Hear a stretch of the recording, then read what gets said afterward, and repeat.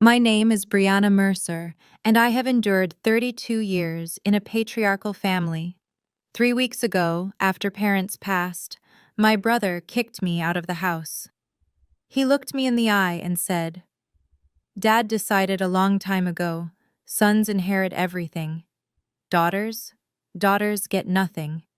That's how it's always been in this family, and that's how it's going to stay." Then he changed the locks on the house where I grew up.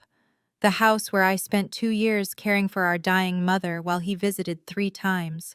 The house where I held her hand through chemotherapy while he checked his Rolex and complained about traffic.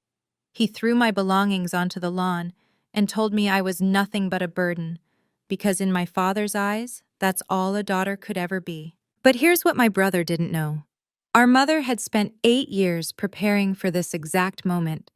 8 years of secret meetings with lawyers. 8 years of building something he couldn't touch. Before I tell you what happened at the will reading, please take a moment to like and subscribe, but only if this story resonates with you. Where are you watching from right now? Drop your location and local time in the comments. Now let me tell you how a worthless daughter ended up with everything. To understand what Marcus did, you need to understand the Mercer family. My father, Robert Mercer, built his life around one unshakable belief. Sons carry the family forward.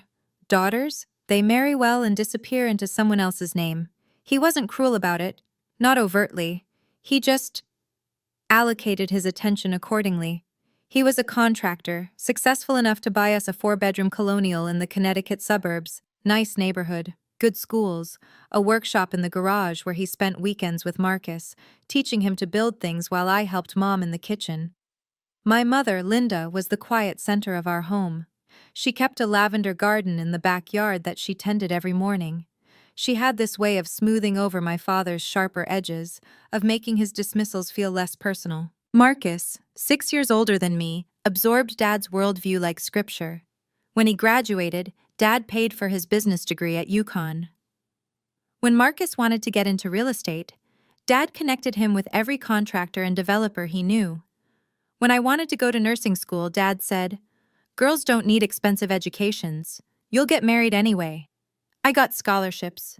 I worked double shifts at a diner. I paid my own way. And I remember, this was 8 years ago, my mother pulling me aside one evening after another dinner, where Dad praised Marcus's first big sale while barely acknowledging my acceptance into the program. "I've taken care of you," she whispered, squeezing my hand. "You won't understand now." But I have. I didn't know what she meant. I thought it was just something mothers say. I had no idea she'd spent that afternoon with a lawyer named Evelyn Cole, signing papers that would change everything.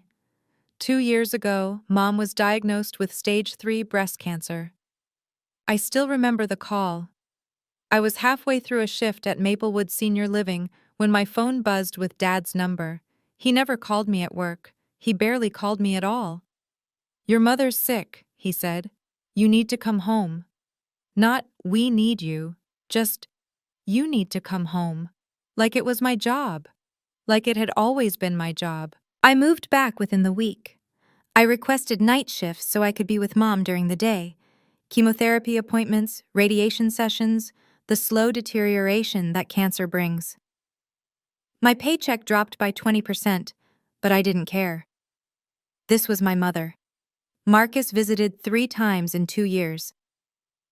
3. Each visit lasted less than an hour. He'd sweep in wearing his Hugo Boss suits, kiss Mom's forehead, check his Rolex, and leave. Victoria, his wife, came once and spent the entire time photographing the house for memories while barely looking at Mom. Dad never acknowledged what I was doing. In his mind, this was simply what daughters did. But Mom knew. She started meeting with someone once a month. A lawyer, she said, for insurance paperwork.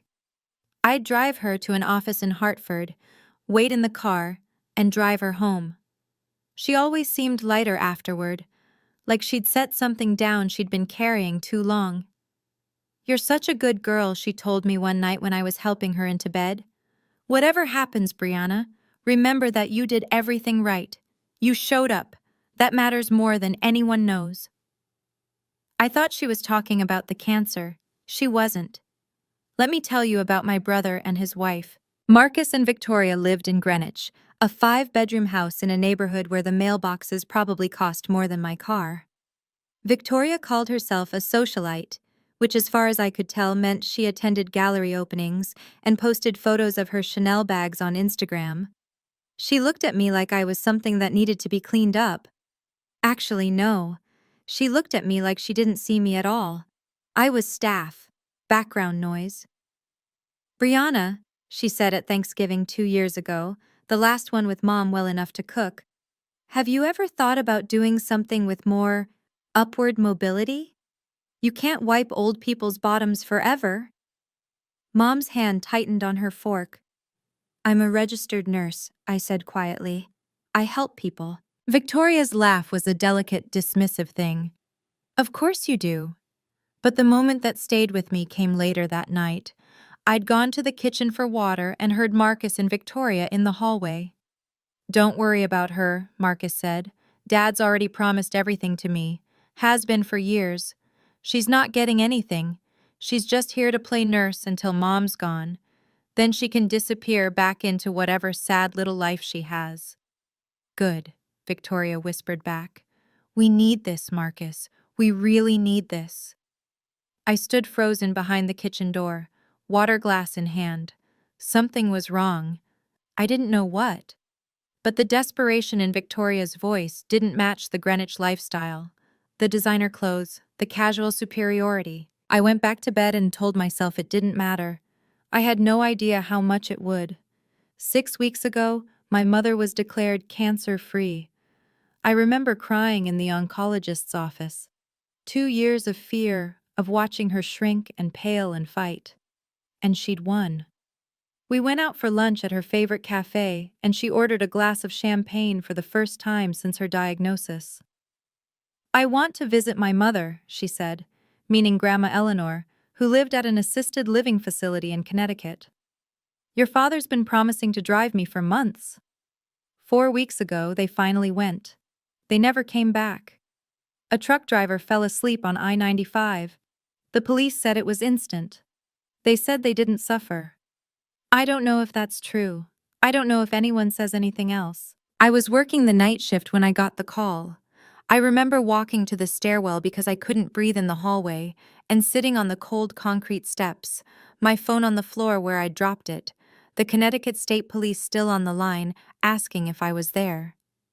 I don't remember what I said. I don't remember driving home. I remember the smell of Mom's lavender garden when I finally pulled into the driveway at 3 a.m., and I remember thinking she would never tend it again. The funeral was 4 days later. St. Andrew's Episcopal, the church where my parents got married. 80 people came. Marcus gave the eulogy. He talked about Dad for 7 minutes. He mentioned Mom's name twice. And before the reception ended, while I was still accepting condolences from people who remembered my mother far better than my brother seemed to, Marcus pulled me aside. We need to talk, he said, about the house. The funeral flowers were still fresh when my brother informed me I no longer had a home. You need to clear out your things by the end of the week, Marcus said, his voice low enough that the other mourners couldn't hear. We were standing in the church vestibule, the stained glass casting colored shadows across his face. The house is mine now. Dad made that clear years ago. I stared at him. My black dress still had a tissue tucked in the sleeve from crying during the service. Marcus, we haven't even read the will yet. The will is just a formality. He straightened his tie. Hermes, I noticed absently. You know how Dad felt. Sons inherit. That's how it's always been. You should be grateful I'm giving you a week. Grateful? The word came out strangled. Look, he softened his voice into something that might have sounded reasonable to anyone who didn't know him. I understand this is hard. You've been living there, taking care of things. But that was your choice. You could have had a real career, a real life. Instead, you chose to play nurse. That's not my fault. Behind him, Victoria was checking her phone, already bored. That's not... Marcus, I took care of Mom for 2 years, while I what? His eyes went hard. While I built something? While I made something of myself? Don't pretend wiping bedpans is the same as running a business, Brianna. We both know what you are. He stepped back, adjusting his cuffs. 1 week, he said. Then I'm changing the locks. I watched him walk back to Victoria, watched her lean in and smile, watched them leave without saying goodbye to anyone. That was Monday. He didn't even wait a week. Wednesday evening, 2 days after the funeral. I came home from work at 7 p.m., exhausted in a way that had nothing to do with the shift. Grief does that, makes everything feel like you're moving through water. My key didn't work. I tried again, confused, thinking maybe the cold had warped something. But no, the lock had been changed. The deadbolt, too. I walked around to the garage. My things, my clothes, my books, Mom's recipe box that she'd given me, everything I owned, had been thrown into cardboard moving boxes and stacked against the wall. Rain from the afternoon had soaked through 2 of them. My nursing school diploma was warped and wet. Through the window, I could see Victoria walking through the living room, a glass of wine in her hand, laughing at something on her phone. She saw me watching. She smiled, lifted her glass in a little toast, and walked away. I called Marcus. He answered on the second ring, like he'd been waiting. "The house is legally mine," he said, not even pretending to apologize. "I had my lawyer verify it. Dad's estate, Dad's house, Dad's decision.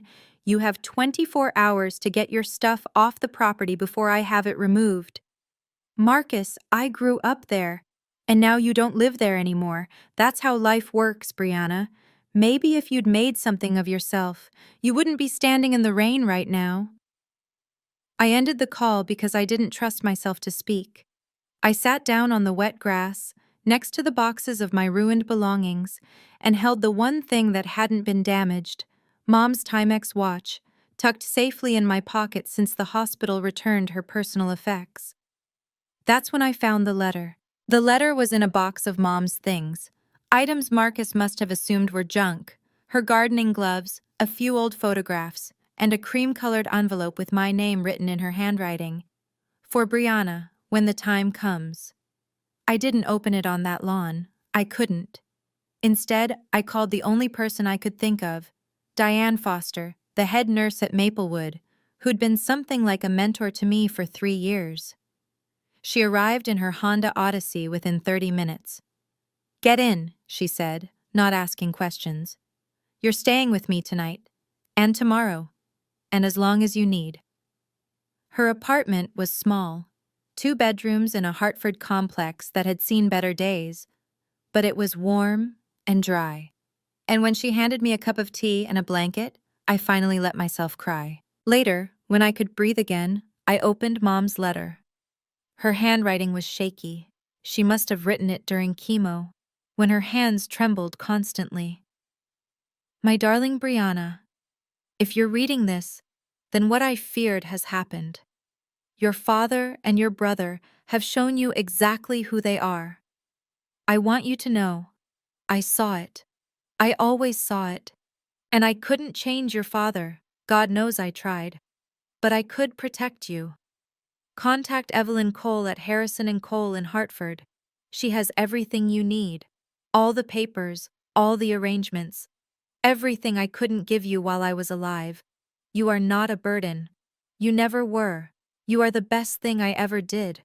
I love you more than lavender and sunshine and every good thing, Mom." I read it 3 times before the words made sense. Then I called the number she'd written at the bottom. Harrison & Cole occupied a brownstone in downtown Hartford, the kind of old money building with brass nameplates and hardwood floors that creaked with history. I felt underdressed in my clean scrubs, but Evelyn Cole's assistant just smiled and led me to a corner office lined with law books and soft afternoon light. Evelyn was not what I expected. Late 50s, silver hair swept into an elegant twist, wearing a charcoal Armani suit. But her eyes were warm when she shook my hand. "Brianna," she said, "I've been waiting for your call. Your mother spoke about you constantly." That almost broke me right there. I swallowed. "She left me a letter. She said you had papers?" Evelyn gestured to a chair. I do. Your mother and I worked together for 8 years, Brianna. She was one of the most deliberate people I've ever represented. 8 years? That was the same time frame Mom had whispered about when I was accepted into nursing school. Your mother knew your father's intentions, Evelyn said carefully. She knew Marcus would inherit everything Robert controlled, and she couldn't change that. She couldn't change him. But she could plan around it. What does that mean? Evelyn folded her hands. It means your mother made arrangements that exist entirely outside your father's estate. Arrangements that Marcus doesn't know about, that your father didn't know about. The room suddenly felt smaller. What kind of arrangements? The kind you'll learn about at the formal will reading next week. Both your parents' wills need to be read together. She paused. But I want you to trust me until then. Can you do that? Whatever Marcus says, whatever he threatens, don't react. Don't sign anything. Just wait. Why? Her smile was almost gentle. Because your mother is about to have the last word. 3 days before the will reading, Marcus called. It was 10 p.m. I was sitting in Diane's kitchen, the lights dim, trying to read a book without absorbing a single word. His name on my phone screen made my stomach clench. Brianna. His voice was friendly, which was somehow worse than hostile. I've been thinking, this situation, us being at odds, it's not good for anyone. You kicked me out of my home 2 days after our parents' funeral, Marcus. I know. I could have handled it better. He actually sounded apologetic. That's why I'm calling. I want to make this right. I waited. I've drawn up a simple agreement, he continued. You sign away any claim to contest the estate, and in exchange I give you $10,000. Cash. Enough to get yourself settled somewhere nice. $10,000. For a lifetime of being told I was less. For 2 years of caring for our mother while he visited 3 times. For every dismissal, every slight, every moment Marcus and my father made me feel like I was taking up space that should have belonged to someone worthier. No. Brianna, be reasonable. You're not going to win anything in probate. Dad's will is clear. All you'll do is spend money on lawyers and drag this out for months. Take the money. Start over. I said no, Marcus. I'll see you at the will reading. His voice hardened instantly. You're making a mistake. You know that, right? You're going to walk out of that room with nothing. Less than nothing. And you'll wish you'd taken this offer. Then that's my choice to make. Fine. He practically spat the word. But remember, I tried to be generous. What happens next is on you. The line went dead. I set down the phone with shaking hands. Then I did exactly what Evelyn told me to do. I waited. I have to pause here and ask you something. Have you ever been pressured to sign something by family? Told you have no right to ask for what's fair? That feeling, that specific helplessness, it stays with you. If this story is hitting close to home, leave a comment. I read every single one, I promise. And if you haven't subscribed yet, now might be the time. Because what happens next at that will reading? It changed everything. The will reading was scheduled for 2 p.m. on a Thursday at Harrison and Cole. The conference room had a mahogany table long enough to seat 12, though only 6 of us were there. Marcus, Victoria, me, Evelyn Cole, her assistant who would serve as witness, and, to Marcus's visible surprise, my grandmother. Eleanor. Marcus's smile faltered when Grandma walked in. I didn't know you were coming. Grandma Eleanor Whitfield was 82 years old and sharper than most people half her age. She wore a navy dress, her silver hair pinned back, and the sapphire ring she'd worn for as long as I could remember glinted on her finger. I was asked to be here, she said simply, taking the seat next to me. By my daughter. Marcus and Victoria exchanged glances. Well, Marcus said, recovering his confidence. The more the merrier, I suppose, though I don't see why we need to make this complicated. Dad's wishes were clear. Evelyn took her place at the head of the table, folders arranged precisely before her. Before we begin, I should note that we will be reading two wills today: Robert Mercer's will and Linda Mercer's will. They are separate documents with separate provisions. Two wills? Victoria frowned. Why would that matter? Everything was jointly owned. Evelyn's expression remained neutral. Not everything, as it turns out. I felt Grandma's hand find mine under the table and squeeze. Marcus straightened his Rolex with a practiced gesture. Fine. Let's get this over with. Read Dad's will first. Evelyn opened the first folder. Very well. Last will and testament of Robert Allen Mercer, dated 14 months ago, witnessed and notarized in Hartford County. The room went quiet. This was it. Dad's will was exactly what Marcus expected. Evelyn read through the standard provisions: executor appointments, debt payments, funeral instructions, before reaching the distribution of assets. To my son, Marcus Robert Mercer, I leave 70% of my personal assets, including my vehicle, my workshop tools and equipment, and my share of all financial accounts held jointly with my wife. Marcus nodded slowly, satisfaction spreading across his features. To my daughter, Brianna Lynn Mercer, I leave 30% of my remaining personal assets. 30% of remaining assets, Victoria murmured, doing the math. After debts and expenses, so basically nothing. That's not, I started. It's fine, Marcus cut in, magnanimous now. Dad's accounts totaled about $80,000. You'll get something, Brianna. Maybe $24,000 after everything's settled. He smiled at me like he was doing me a favor. That's more than I expected Dad to leave you, honestly. Marcus, Grandma said quietly, perhaps you could let the lawyer finish. What's left to finish? He leaned back in his chair, one arm draped over the backrest. The house was Dad's. The money was Dad's. I'm the primary heir.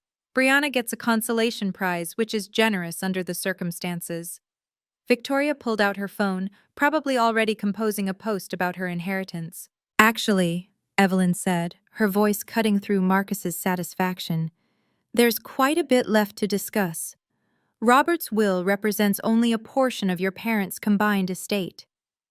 Combined? Marcus's confidence flickered. What do you mean, combined? Evelyn closed the first folder and opened the second. Your mother's estate is separate and significantly larger than your father's. The room went very still. Marcus stopped smiling. Wait. Marcus held up a hand. Mom didn't have her own estate. She was a housewife. Everything she had came from Dad. That's not accurate, Evelyn said calmly. It is accurate. I know my own family. Marcus stood up, as if the height would give him authority. Whatever you're about to read, whatever little savings account Mom might have had, it doesn't change anything. Dad made his wishes clear for decades. The son inherits. The daughter takes what she's given and is grateful for it. He turned to me, and the venom was back. This is what I was trying to spare you, Brianna. This embarrassment. You're sitting here hoping Mom left you something. What, her jewelry? Her recipe cards? It doesn't matter. The house is still Dad's. The real money is still Dad's. And you're still the same person you've always been. Marcus, Grandma said, her voice low with warning. He ignored her. I hope you enjoy being homeless, Brianna, because I made sure you have nothing to fall back on. No home, no family support, nothing. Maybe next time you'll think twice before… Mr. Mercer, Evelyn's voice was steel. Sit down. The command was so unexpected that Marcus actually obeyed, dropping back into his chair. I understand you have opinions about how your parents' assets should be distributed, Evelyn continued. But this is a legal proceeding, not a family argument. Your mother's will contains specific provisions that supersede your assumptions. If you interrupt again, I will ask you to leave and receive the information in writing. Victoria grabbed Marcus's arm, whispering something urgent. He sat back, jaw tight. Evelyn picked up the second folder. And now, she said, we address the matter of Linda Mercer's estate, including the final section your mother specifically asked me to read aloud. For one terrible moment, I doubted everything. Marcus's words echoed in my head. Mom was a housewife. Everything she had came from Dad. What if he was right? What if the letter, the lawyer, the promises, what if it was all just a mother trying to comfort a daughter she knew would be left behind? I looked down at the Timex watch on my wrist. Mom's watch. The leather was cracked, the face scratched from years of wear. She could have afforded something nicer, I knew that now. But she wore this one every day until the day she died. What did she really leave me? Victoria was whispering to Marcus, her manicured nails tapping against the table. She probably just has some life insurance or something. A few $1,000s. Nothing that changes our situation. Our situation. The phrase caught my attention. What situation? Grandma's hand was still in mine under the table. I felt her squeeze again, firmer this time, as if she could sense my wavering. "Brianna," she murmured, so quietly only I could hear. "Your mother was the smartest woman I ever raised. Trust her." I looked at Evelyn, who was watching me with an expression I couldn't quite read. Patient. Almost anticipatory. "I'm ready," I said. Marcus snorted. "Ready for disappointment." Victoria laughed. Evelyn ignored them both. She opened the folder and removed several documents. I could see official seals, notarized stamps, pages dense with legal text. "Last will and testament of Linda Eleanor Mercer," she began. "Updated 18 months ago, witnessed by myself and a notary public of Hartford County. The testator was evaluated by Dr. Sarah Hammond, a board-certified psychiatrist, and declared fully competent to execute this document." She looked directly at Marcus. "The first item is a letter Mrs. Mercer requested I read aloud to all present." Marcus shifted in his seat. 18 months ago? Mom was in the middle of chemo 18 months ago. Her judgment was compromised. "I anticipated that concern," Evelyn replied, her tone even. "Which is why I have Dr. Hammond's written evaluation confirming your mother's full cognitive capacity at the time of signing. I also have video documentation of the signing itself." She produced a USB drive and set it on the table. "Your mother wanted no ambiguity. She recorded herself explaining every decision in this document. The video is 32 minutes long and available for review if anyone wishes to contest her competency." Victoria's phone had stopped moving. She stared at the USB drive like it might bite her. "That's—" Marcus swallowed. "That's very thorough." "Your mother was a thorough woman." Evelyn's lips curved, just slightly. "Now, the letter." She lifted a single page, handwritten on cream-colored stationery. I recognized the paper. Mom had a box of it in her desk, the expensive kind she used for important correspondence. "To my children," Evelyn read, her voice clear and measured. "If you are hearing this letter, then I am gone, and the moment I dreaded has arrived." My throat tightened. "I love you both. I want you to know that first. But love does not make me blind." Marcus went very still. "For 35 years, I watched your father favor Marcus in ways he didn't even recognize as favoritism. It was simply how he saw the world. Sons matter, daughters serve. I couldn't change him. Believe me, I tried." Evelyn paused, looking up at us. "There's more," she said. "But perhaps I should continue after everyone has had a moment." "Keep reading," Marcus said tightly. Evelyn nodded, and I braced myself. Evelyn continued reading, and my mother's voice seemed to fill the room. "When Brianna was born, Robert said, 'Maybe next time we'll have another boy.'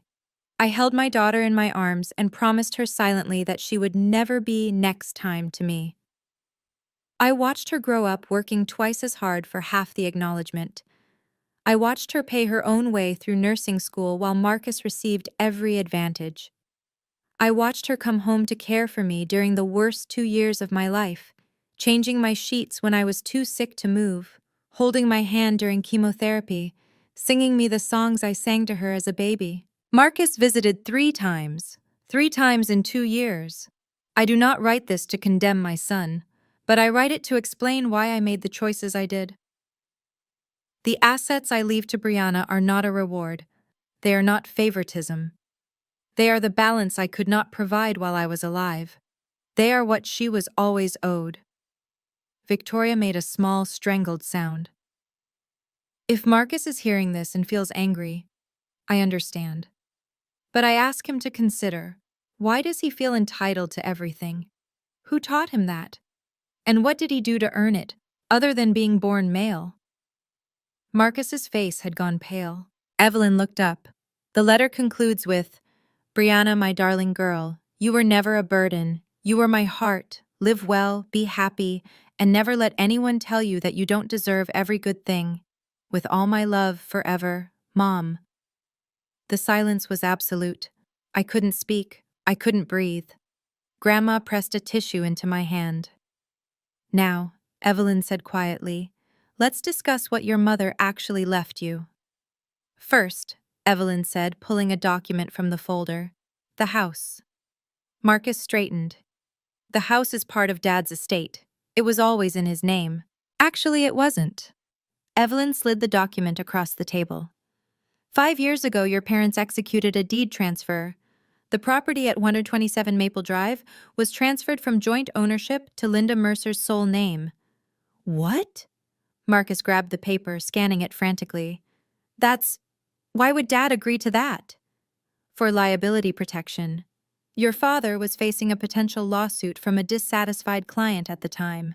Moving the house into your mother's name protected it from any legal judgments against his business. It's a common estate planning strategy."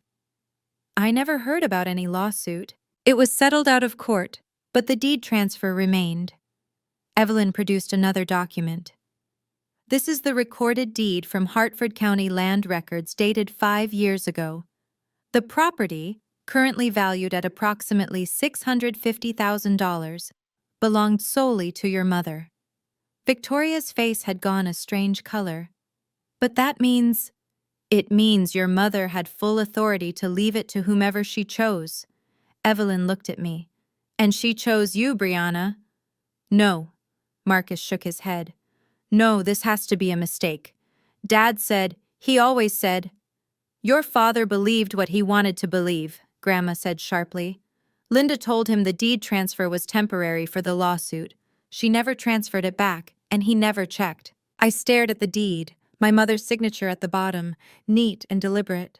The house where I grew up, the house where I cared for her, the house Marcus had thrown me out of. It was mine. It had been mine the whole time. "Additionally," Evelyn continued, as if she hadn't just detonated a bomb in the middle of the room, "there is the matter of the irrevocable trust." "The what?" Marcus looked like he'd been hit. 8 years ago, your mother established an irrevocable trust with Brianna as the sole beneficiary. An irrevocable trust, once established, cannot be modified or dissolved without the beneficiary's consent. It exists entirely outside the probate process. 8 years ago. Marcus turned to Grandma. You gave her the money. You gave her the—" Grandma didn't flinch. "I gave my daughter money that was mine to give. What she did with it was her business." "The trust was funded with a $400,000 gift from Mrs. Whitfield," Evelyn confirmed. "Your mother invested it conservatively in index funds over the past 8 years. The current value," she consulted her notes, "is approximately $1.2 million. Victoria made a sound like she'd been punched. $1.2 million, Marcus repeated slowly. "That is correct. And because the trust is irrevocable and was funded entirely with your grandmother's gift, separate property, never commingled with marital assets, it was never part of your parents' joint estate. It has always belonged to Brianna." I couldn't process the number. $1.2 million. My mother who wore a Timex watch and grew her own vegetables, had quietly built me a fortune while I thought I was barely getting by. "This is fraud," Marcus sputtered. Dad didn't know about this. He would never have—" "Your father's knowledge is irrelevant," Evelyn said calmly. "The trust was legally established with funds that were never his. He had no claim to it, and neither do you." The USB drive sat on the table, untouched. 32 minutes of my mother, explaining why she'd done what she did. There is one final asset, Evelyn said. Marcus looked like he might be sick. Victoria's grip on his arm had turned white-knuckled. Your mother held a life insurance policy with Northwestern Mutual, valued at $500,000. The beneficiary was designated as, she paused, Brianna Lynn Mercer, solely. Mom had life insurance? I hadn't known. I hadn't known any of this. She purchased it 12 years ago when you were 16. She paid the premiums from her personal account, money your grandmother sent her annually as gifts. Your father was never a named beneficiary. But I'm her son, Marcus said. And there was something desperate in his voice now, something cracked. I'm her firstborn. She can't just leave me nothing. She can't. She didn't leave you nothing, Mr. Mercer. Evelyn pulled out a final page. Your mother's will specifies that you are to receive her personal effects, photograph albums, her jewelry collection, and a letter she wrote specifically for you. A letter? Marcus laughed, but it was hollow. She leaves Brianna millions, and I get a letter. And the jewelry has meaningful pieces, Evelyn offered. I don't want her jewelry. Marcus slammed his palm on the table. Victoria jumped. I want what I was promised. I want what I earned. What you earned. I spoke before I could stop myself. The words came out quiet, but they filled the room. You visited Mom 3 times in 2 years, Marcus. 3 times. You told me I was nothing but a burden while I was holding her hand through chemotherapy. What exactly did you earn? He stared at me. I stared back. Let's discuss the total figures, Evelyn said, and I could hear the faintest satisfaction in her professional tone. This is contested. Marcus stood up so fast his chair nearly toppled. I'm contesting all of it. Mom wasn't in her right mind. The chemo, the medication. She couldn't have made these decisions rationally. Evelyn remained seated. As I mentioned, your mother underwent a cognitive evaluation by Dr. Sarah Hammond, a board-certified psychiatrist unaffiliated with her medical treatment. The evaluation concluded that Mrs. Mercer was fully competent and understood the nature and consequences of her decisions. Psychiatrists can be wrong. Additionally, the signing of her will was recorded on video. Evelyn tapped the USB drive. In it, your mother clearly articulates her reasons for each bequest. She also directly addresses the possibility that you might contest and explains why such a contest would fail. Marcus's jaw worked. Furthermore, Evelyn continued, the irrevocable trust and life insurance beneficiary designations are not subject to will contests. They are independent legal instruments that bypass probate entirely. You have no standing to challenge them. There has to be something. If you wish to contest your father's will, you may do so, though I'd advise consulting with your own counsel about the costs versus the potential recovery. As for your mother's arrangements, Evelyn's gaze was level. She anticipated your objections, Mr. Mercer. She spent 8 years making sure everything was ironclad. Grandma Eleanor spoke up. My daughter didn't do this out of spite, Marcus. She did it because she knew, we all knew, that without protection Brianna would receive nothing, and Brianna deserved better than nothing. Marcus turned to Grandma, his face contorted. You helped her hide this. You helped her cut me out. I helped her protect her daughter, Grandma said simply. The same thing any mother would do. Marcus had no answer to that. Victoria broke first.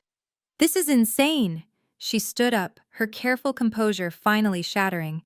She's a nurse. She wipes old people's behinds for a living, and she gets $2 million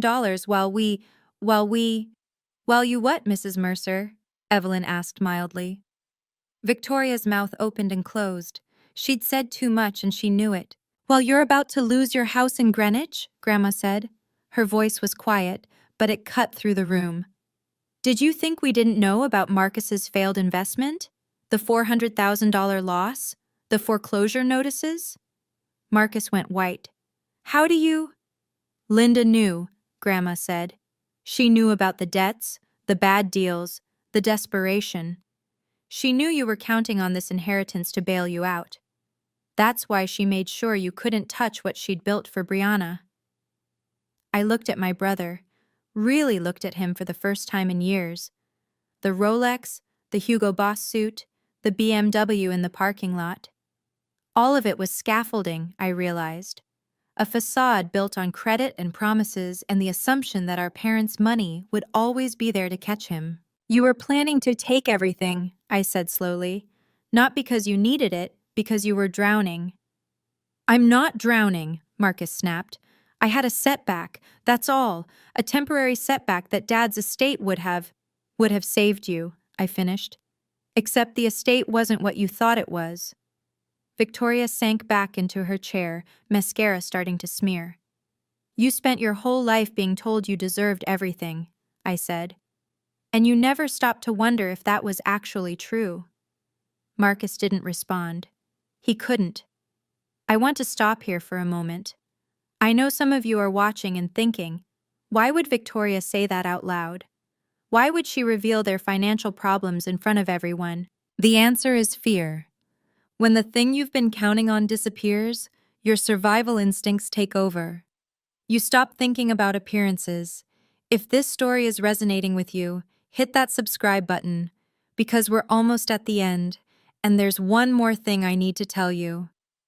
Evelyn waited until the room was quiet again before speaking. For the record, she said, let me summarize the total assets passing to Brianna Mercer. She consulted her notes, though I suspected she knew the numbers by heart. From her mother's estate, the property at 127 Maple Drive, estimated value $650,000. From the irrevocable trust established in 2018, $1,200,000. From the Northwestern Mutual Life Insurance Policy, $500,000. She looked up. Additionally, from her father's estate, 30% of remaining liquid assets, approximately $24,000. Victoria's breathing had gone shallow.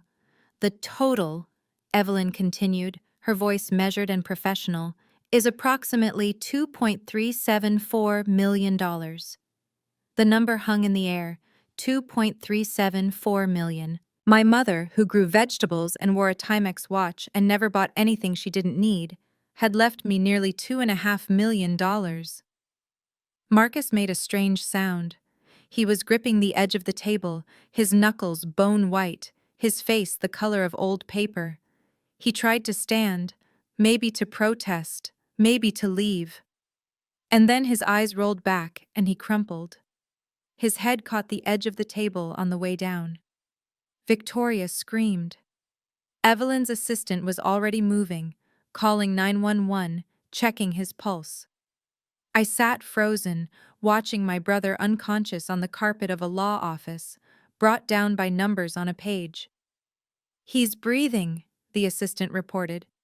Pulse is steady, probably just fainted. Grandma squeezed my hand, Your mother would be proud of you, she said softly. Not for the money, for who you've become despite all of it. I couldn't answer. I was still trying to understand. The paramedics said it was syncope, a sudden drop in blood pressure triggered by shock. Nothing dangerous, just his body's way of processing what his mind couldn't accept. They bandaged the small cut on his forehead and recommended he see his doctor, but he refused transport. 20 minutes after collapsing, Marcus was back in his chair, pale and unsteady, Victoria hovering over him like he might shatter. He looked at me. You knew, he said hoarsely. You knew about all of this. I didn't. I meant it. Not until a few days ago. And even then I didn't know how much. But you suspected. You sat here looking all innocent and you suspected. I knew Mom loved me. I kept my voice even. That's all I knew for certain. His laugh was bitter, broken. And I didn't? She didn't love me? I think she loved you, I said slowly. I think she loved who you could have been, but she also saw who you chose to become. Victoria's hand tightened on his shoulder. Marcus, we should go. We need to figure out... Figure out what? His voice cracked. How to pay our mortgage?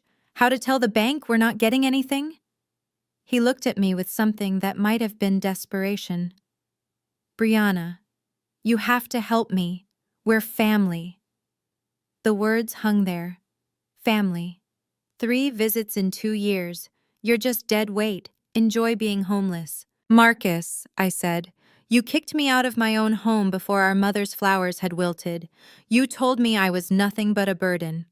You tried to get me to sign away everything for $10,000. I stood up. I'm not going to pretend that didn't happen. You have to understand, Marcus said, his voice rising. I was stressed. The investments, the pressure. I didn't mean half of what I said. That's not who I really am. Then who are you, Marcus? I asked quietly. Because I've known you for 28 years, and I've never seen any evidence of anyone different. He flinched. I'm not going to let my brother become homeless, I said. I'm not cruel, but I'm also not going to bail you out of decisions you made while treating me like I was worthless. So what then? You just walk away with millions and I get nothing? You get exactly what you earned. I picked up my bag, the same worn leather bag I'd carried through nursing school, through 2 years of night shifts, through every moment my family dismissed me. You get the consequences of your choices, the same way I'm finally getting the consequences of mine.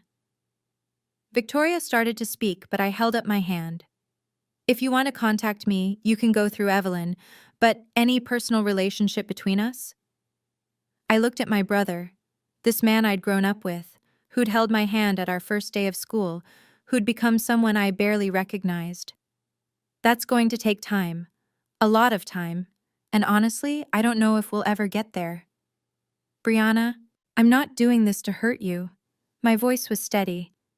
I'm doing it because I finally understand something Mom tried to teach me. I don't have to accept treatment that I wouldn't give to someone else. I walked toward the door. Mom loved you, I said over my shoulder, but she loved me enough to protect me from you. That's the difference. I didn't wait for him to respond. Grandma followed me out to the hallway. Wait, she said, catching my arm. I have something for you. She reached into her purse and withdrew a small velvet box, navy blue, worn soft at the corners. Your mother wanted you to have this. She asked me to give it to you after the reading. Inside was her sapphire ring, the one Grandma had worn as long as I could remember, the one I'd admired since I was a little girl. Grandma, I can't. This is yours.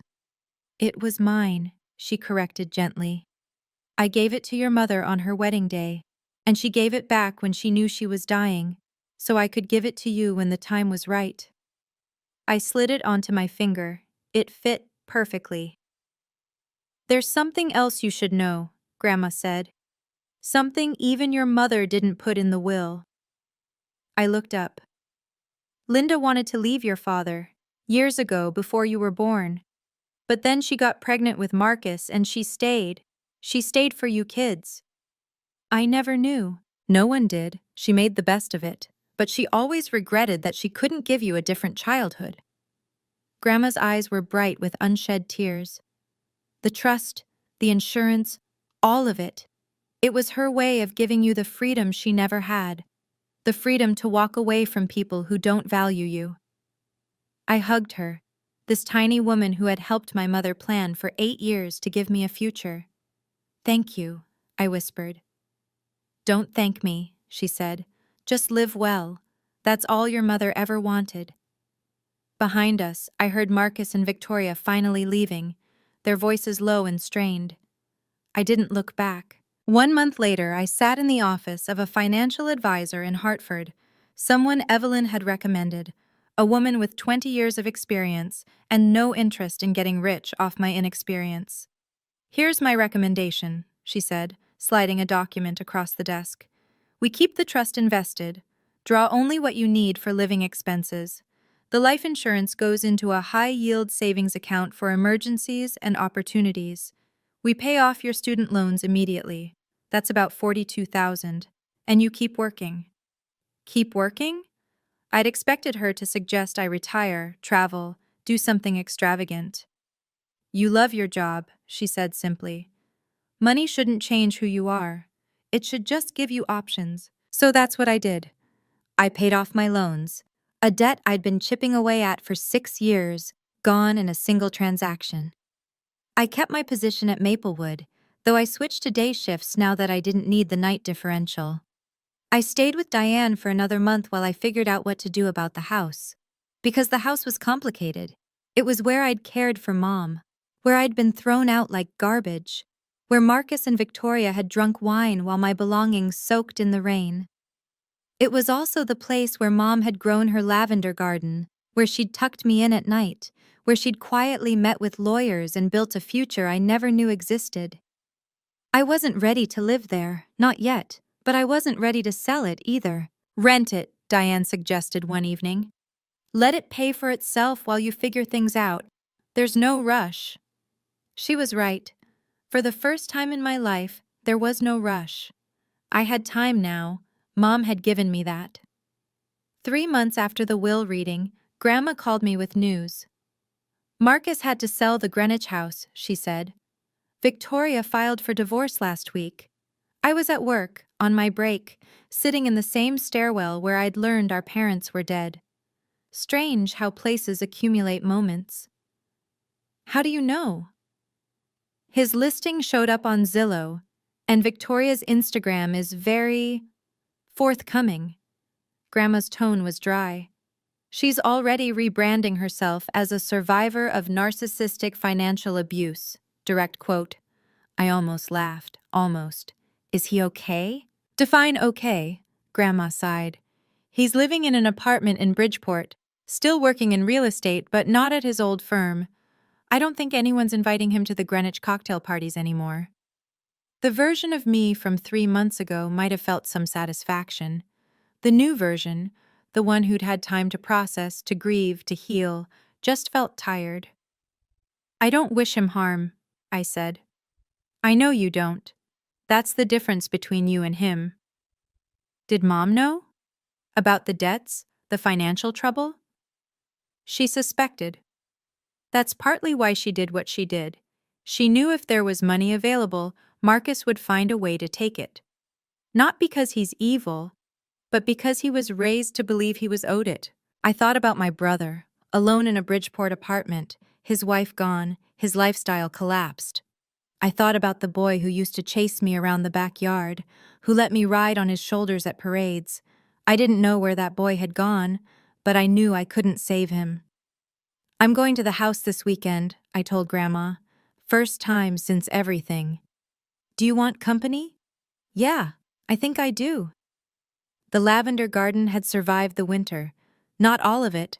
Some of the plants had gone brown and brittle. But there, in the early April sunlight, I could see new green shoots pushing up through the soil. Life, stubborn and persistent, refusing to give up. Grandma stood beside me, her arm linked through mine. She planted this garden the year you were born, she said. Did you know that? I didn't. I'd always assumed it was just something Mom enjoyed, not something with meaning. She said lavender was for protection, for purification. She wanted good things to grow around you. I walked through the back door. My key worked perfectly now. I'd had the locks changed weeks ago, and stood in the kitchen where I'd made Mom countless cups of tea, where I'd held her hand through nausea and fear. The house was quiet. Marcus had left it relatively clean when he'd moved out, either out of some remnant of shame or because he'd been too rushed to trash it. Mom's things were still here, her recipe cards in the drawer, her reading glasses on the nightstand, her robe hanging in the closet. I went to her bedroom and sat on the edge of the bed. On the nightstand was a small album I'd never seen before. Inside, photographs of me from infancy to adulthood. First steps, first day of school, nursing graduation. Every milestone she'd witnessed. On the first page, in her careful handwriting, for my bravest girl. Grandma sat down beside me. She spent weeks putting that together, she said. During chemo, when she couldn't sleep. She said it was her way of counting the good things. I held the album to my chest and finally let myself cry. Not grief this time. Gratitude. 6 months after that will reading, I enrolled in a nurse practitioner program. It was something I'd wanted for years, the chance to do more than bedside care, to diagnose and treat, to help patients in a deeper way. But the program was expensive, and between my student loans and my barely there savings, it had always seemed like a distant dream. Now I could afford it. I used money from the trust, following the plan my financial advisor laid out, enough for tuition and books, with the rest still growing quietly in the background. I kept working part-time at Maplewood because I wasn't ready to leave the patients I'd grown to love. Diane and I found an apartment together near the hospital, 2 bedrooms, a tiny balcony where I started growing lavender in pots.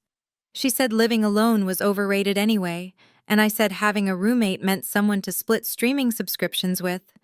We both knew it was more than that.